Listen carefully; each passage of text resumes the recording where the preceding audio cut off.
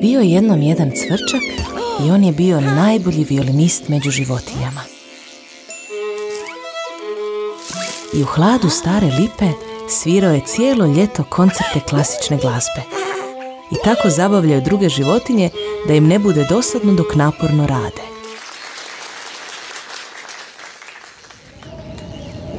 No kad je došla zima, sve su se životinje posakrivale u svoje kućice.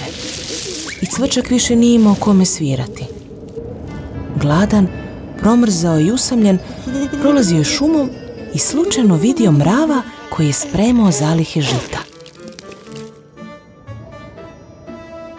Mrave, prijatelju stari, vrli čuvaru ove žitnice, imaš li možda komad jedne male krušne korice da nahraniš umjetnika s instrumentom od žice?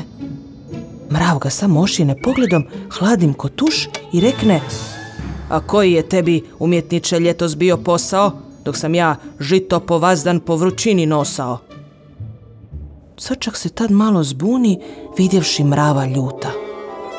Sjeti se kako je cijelo ljeto svirao na svome instrumentu i kako su sve ostale životinje radeći u polju u toj glazbi uživale i pljeskale.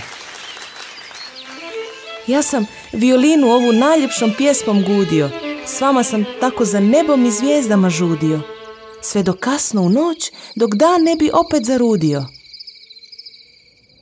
No u mrava je sjećanje kratko, a u umjetnosti on očito ne vidi muku i teški posao. Pa što bi ti sada, cvrčak, htio, ako si ljeto samo svirao bio?